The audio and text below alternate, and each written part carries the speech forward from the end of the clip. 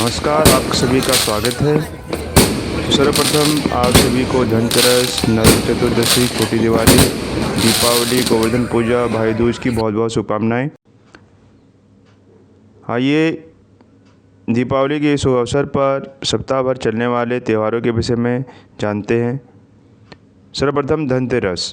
धनतेरस शब्द दो शब्दों से बना है। धन जिसका अर्थ है धन और तेरस का अर्थ है 13वां दिन। धनतेरस के दिन को धन त्रयोदशी या धन्वंतरी त्रयोदशी के नाम से भी जाना जाता है। भारतीय परंपरा के अनुसार इस दिन धन की देवी लक्ष्मी और ज्ञान के देवता गणेश की पूजा की जाती है। किंवदंतियों के अनुसार धन त्रयोदशी के दिन देवी लक्ष्मी समुद्र मंथन के दौरान दूध के सागर से निकली थीं, जिन्हें समुद्र मंथन भी कहा जाता है। इस दिन धन के देवता कुबेर की पूजा की जाती है। अपने बजट के आधार पर लोग इस अवसर पर आभूषण, सोना या चांदी के सिक्के या लोहे, तांबे या पीतल से बने घरेलू सामान खरीदने के लिए बाजार जाते हैं। कुछ तो आगे बढ़कर साधारण बर्तन भी खरीद लेते हैं, लेकिन मुख्य जोर धातु से बनी कोई चीज़ खरीदने पर रहता है। दीपावली से 2 दिन पूर्व कार्तिक मास के कृष्ण पक्ष की त्रयोदशी को धनतेरस का पर्व मनाया जाता है। हिंदू मान्यता के अनुसार धनतेरस पर काफ़ी खरीदारी की जाती है। आइए जानते हैं कहानी और कैसे मनाते हैं धनतेरस। शास्त्रों में वर्णित कथाओं के अनुसार धनतेरस का भगवान विष्णु के वामन अवतार से संबंध है। माना जाता है कि समुद्र मंथन के दौरान कार्तिक कृष्ण त्रयोदशी के दिन भगवान धन्वंतरी अपने हाथों में अमृत कलश लेकर प्रकट हुए थे। भगवान धन्वंतरी को आयुर्वेद का जनक भी माना जाता है, क्योंकि इसी दिन भगवान धन्वंतरी का जन्म भी हुआ था। हिंदुओं में धनतेरस मनाने का काफ़ी महत्व है, क्योंकि धन्वंतरी भगवान विष्णु जी के अंशावतार हैं। इसलिए धन्वंतरी भी अपने एक हाथ में चक्र और दूसरे हाथ में शंख धारण किए हुए हैं। शंख से सांस की बीमारी दूर होती है और साथ ही साथ वातावरण भी शुद्ध और पवित्र हो जाता है। इनकी 2 अन्य भुजाओं में से एक में जलूका और औषधि और दूसरे हाथ में अमृत से भरा हुआ कलश है। असुरों द्वारा देवताओं के कार्य में बाधा डालने से क्रोधित होकर भगवान विष्णु ने असुरों के गुरु शुक्राचार्य की एक आंख फोड़ दी। दूसरी ओर राजा बलि भी देवताओं पर अत्याचार कर रहा था। देवताओं को राजा बलि के अत्याचार से मुक्त कराने के लिए भगवान विष्णु एक वामन के अवतार में प्रकट हुए, लेकिन शुक्राचार्य ने भगवान विष्णु को पहचान लिया और राजा बलि को बता दिया कि यदि कोई भी वामन कुछ लेने आए तो मत देना, क्योंकि वामन के रूप में विष्णु भगवान होंगे जो देवताओं की सहायता के लिए तुमसे सब कुछ छीन लेंगे। पर राजा बलि ने शुक्राचार्य की किसी बात को नहीं माना। जब भगवान विष्णु वामन के रूप में राजा बलि के समक्ष आए तो उन्होंने राजा से 3 पाक भूमि मांगी। राजा बलि के मानने पर भगवान रूप में वामन दान करने के लिए कमंडल से जल लेकर उन्हें संकल्प कराने लगे। बलि को दान से रोकने के लिए शुक्राचार्य राजा बलि के कमंडल में छोटा रूप धारण करके प्रवेश कर गए। इससे कमंडल से जल निकलने का मार्ग बंद हो गया। वामन भगवान शुक्राचार्य की चाल को समझ गए। भगवान वामन ने अपने हाथ में रखे हुए कुशा को कमंडल में इस तरह रखा कि शुक्राचार्य की एक आंख फूट गई। शुक्राचार्य छटपटाकर कमंडल से बाहर आ गए। इस राजा बलि का 3 पग भूमि देने का संकल्प पूरा हो गया। वामन भगवान ने अपने एक पग से पूरी पृथ्वी को नाप लिया और दूसरे पग से पूरे अंतरिक्ष को नाप लिया। तीसरे पग के लिए राजा बलि को देने को कुछ नहीं था। उसने अपना सर भगवान के आगे रख दिया और भगवान को अपना सब कुछ दे दिया। इस प्रकार बलि के भय से देवताओं को मुक्ति मिली और बलि ने जो धन संपदा देवताओं से छीनी थी, उसे कई गुना धन संपदा देवताओं को मिल गई। इस कारण से धनतेरस का त्यौहार मनाया जाता है। धनतेरस के दिन यम के नाम से दीपदान की परंपरा है और इसी दिन यम यानी यमराज के लिए आटे का एक चौमुख दीपक जलाकर उसे घर के मुख्य द्वार पर रखा जाता है। घर की महिलाएं रात के समय दीपक में तेल डालकर 4 बत्तियां जलाती हैं। यह दीपक घर की दक्षिण दिशा में जलाया जाता है।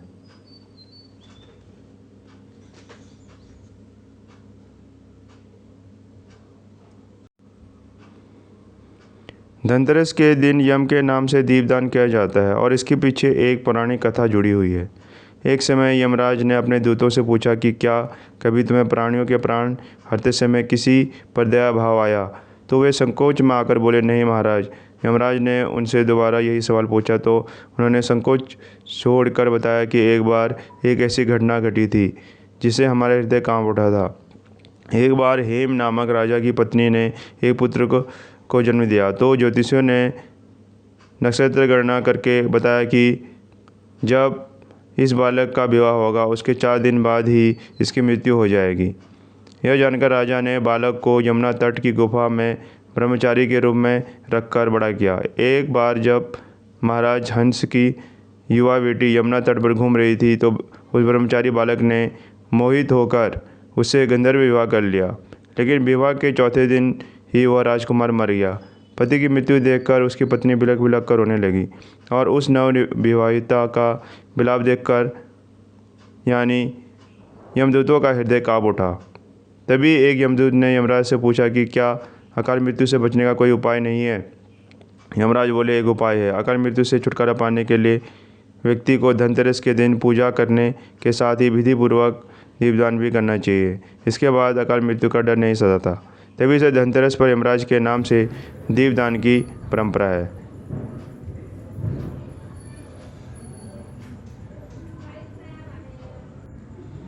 दीपावली से ठीक 2 दिन पहले धनतेरस का त्यौहार आता है। इस दिन लोग अपने घर में कोई नई वस्तु लाते हैं। ऐसा मानना है कि इस दिन घर में कुछ भी नया लाना शुभ माना जाता है। धन को सभी चीज़ों में सर्वश्रेष्ठ माना गया है। कहते भी हैं, पहला सुख निरोगी काया, दूसरा सुख घर में माया।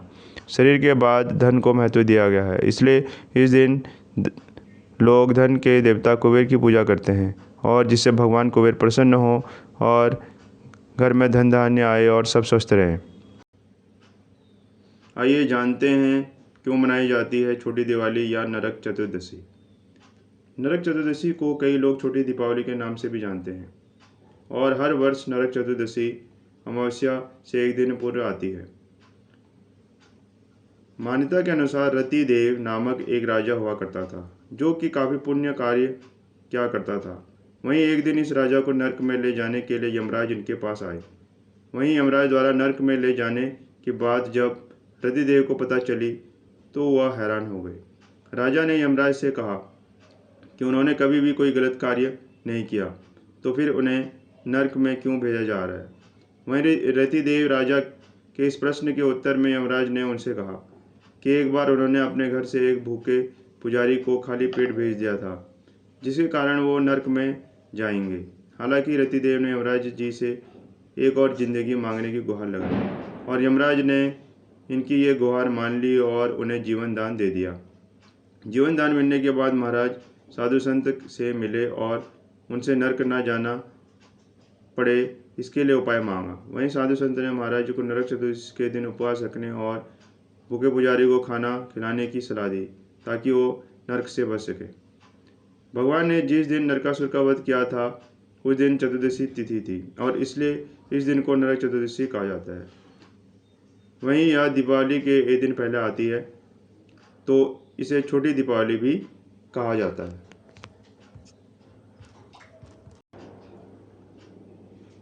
कैसे मनाया जाता है नरक चतुर्दशी का त्यौहार।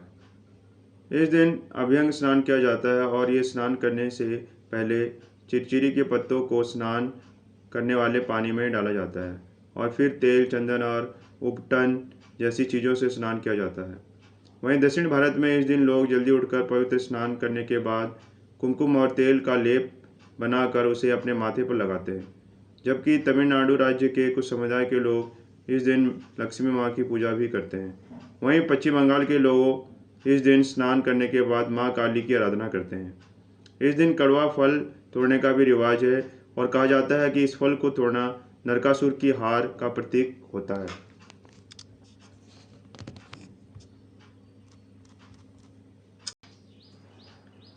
दीपावली शब्द की उत्पत्ति संस्कृत के 2 शब्दों दीप अर्थात दिया और आवली अर्थात लाइन या श्रृंखला के मिश्रण से हुई है। दीपावली शरद ऋतु उत्तरी गोलार्ध में हर वर्ष मनाया जाने वाला एक प्राचीन सनातन संस्कृति का त्यौहार है। दीपावली कार्तिक मास के अमावस्या को मनाया जाता है।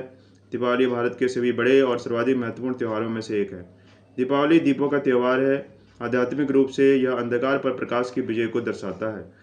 भारतवर्ष में मनाए जाने वाले सभी त्योहारों में दीपावली का सामाजिक और धार्मिक दोनों दृष्टि से अत्यधिक महत्व है। इसे दीपोत्सव भी कहते हैं। तमसो माँ ज्योतिर्गम्य अर्थात हे भगवान मुझे अंधकार से प्रकाश की ओर ले जाइए। यह उपनिषदों की आज्ञा है। इसे सिख, बौद्ध और जैन धर्म के लोग भी मनाते हैं। जैन धर्म के लोग इसे महावीर के मोक्ष दिवस के रूप में मनाते हैं तथा सिख समुदाय इसे बंदी छोड़ दिवस के रूप में मनाते हैं। माना जाता है कि दीपावली के दिन अयोध्या के राजा राम अपने 14 वर्ष के वनवास के पश्चात लौटे थे। अयोध्या वासियों का हृदय अपने परम प्रिय राजा के आगमन से प्रफुल्लित हो उठा था। प्रभु श्री राम के स्वागत में अयोध्या वासियों ने घी के दीपक जलाए। कार्तिक मास की सगनकाली अमावस्या की वह रात्रि दियों की रोशनी से जगमगा उठी। तब से आज तक भारतीय प्रतिवर्ष यह प्रकाश पर्व हर्ष व उल्लास से मनाते हैं। भारतीयों का विश्वास है कि सत्य की सदा जीत होती है, झूठ का नाश होता है। दिवाली यही चरितार्थ करती है। अस्तो माँ सदगमय, तमसो माँ ज्योतिर्गमय। दीपावली स्वच्छता व प्रकाश का पर्व है। कई सप्ताह पूर्व ही दीपावली की तैयारियां आरंभ हो जाती हैं। लोग अपने घरों, दुकानों आदि की सफाई का कार्य आरंभ कर देते हैं। घरों में मरम्मत, रंग रोगन, सफ़ेदी आदि का कार्य होने लगता है। लोग दुकानों को भी साफ सुथरा कर सजाते हैं। बाजारों में गलियों को भी सुनहरी झंडियों से सजाया जाता है। दीपावली से पहले ही घर, मोहल्ले, बाजार सब साफ सुथरे और सजे धजे नजर आते हैं।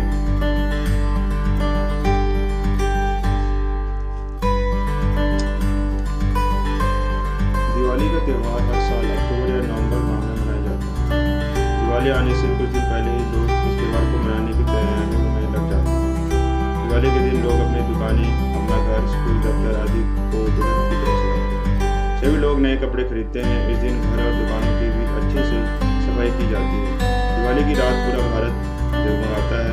रंग बिरंगी लाइटें, दिए, मोमबत्ती आदि से पूरे भारत को सजाया जाता है। दिवाली के शाम भगवान लक्ष्मी और गणेश जी की पूजा की जाती है। पूजा करने के बाद सभी लोग अपने पड़ोसियों और अपने रिश्तेदारों को प्रसाद, मिठाई, गिफ्ट आदि देते हैं। इस दिन लोग पटाखे, बम, फुलझड़ी आदि भी जलाते हैं। दिवाली के त्यौहार को बुरे पर अच्छाई की जीत का प्रतीक माना जाता है। भारत ही नहीं बल्कि विश्व के कई और देशों में भी दिवाली का त्यौहार बड़े धूमधाम से मनाया जाता है।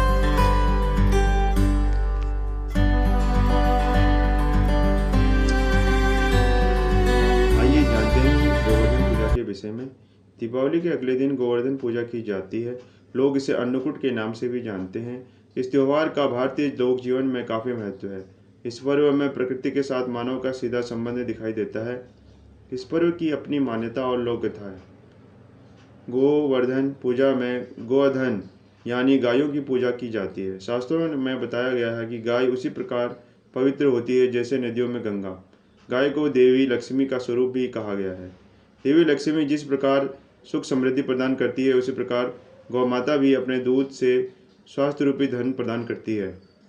इनका बछड़ा खेतों में अनाज उगाता है। इस तरह गौ संपूर्ण मानव जाति के लिए पूजनीय और आदरणीय है।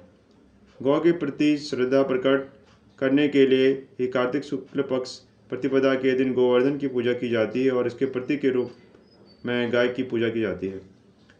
जब कृष्ण ने ब्रिजवासियों को मूसलाधार वर्षा से बचने के लिए 7 दिन तक गोवर्धन पर्वत को अपनी सबसे छोटी उंगली पर उठाकर रखा और गोपिकाएं उसकी छाया में सुखपूर्ण रही।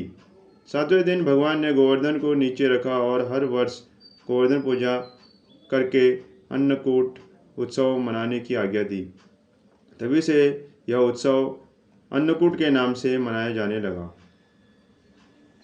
गोवर्धन पूजा के संबंध में एक लोक गाथा प्रचलित है। कथा यह है कि देवराज इंद्र को अभिमान हो गया। इंद्र का अभिमान चूर करने के लिए भगवान श्री कृष्ण जो स्वयं लीलाधारी श्री हरि विष्णु के अवतार हैं, उन्होंने लीला रची।